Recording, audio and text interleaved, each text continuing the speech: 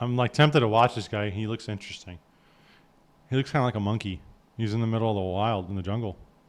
I feel like he's spitting some good shit. I am staunchly pro return to monkey. I'm staunchly pro laying in the sun and eating fruit all day. More and more as I get older, I'm like, yeah, that's what I want. All these constraints, all this stuff, adhering to whatever, time and work and money and all this shit. It's becoming too much. It's becoming a nuisance in my life. And I want to be as simple as possible. I was just having a conversation about that simplicity. There is nothing better than simplicity. When you add on a lot of layers of complexity to your life, it really just becomes a burden.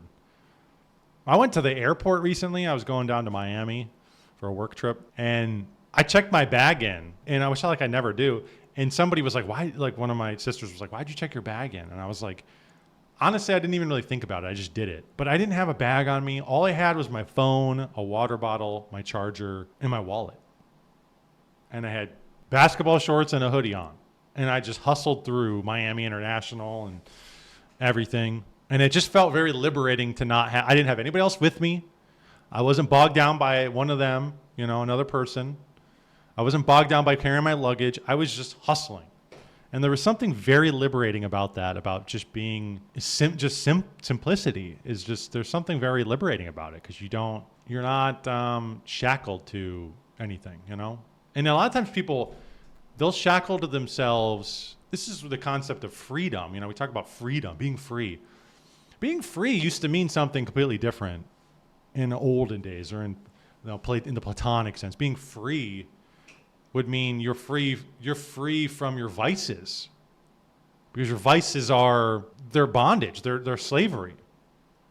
Because like if you're somebody who's a smoker, you have to go out and have a cigarette. The word "have to" is, but you were like, I got to go have a cigarette. I need my cigarette. I'm a caffeine addict. I have to have my coffee in the morning, or I get headaches and I'm grouchy. That's an attachment, right? There is a complexity to that I don't really like, but I'm not ready to give that up. Or if you do hard drugs, you kind of, at some point you get to, well, I have to do this drug or else I'm going to die or I'm going to not overdose, but I'm going to have bad withdrawals. And there's something very liberating about completely excising that kind of shit from your life and just getting back to the bare minimum. And I like that. And that's what this guy reminds me of. That's what he looks like. He's in the bare minimum. He's in the Jungle Book or something. Today is June 25th, 2025. He even sounds like a caveman. Today marks the beginning of the end of the Western system. Western governments as they are now, along with the Western economic system. By June 22nd, 2028, it'll all be gone. Replaced by a happier and new order. Russia and China play a central part in this transformation of mankind. There is a higher power that's been intervening in Earth's affairs. This higher power has been intervening in Earth's affairs for at least 3,500 years.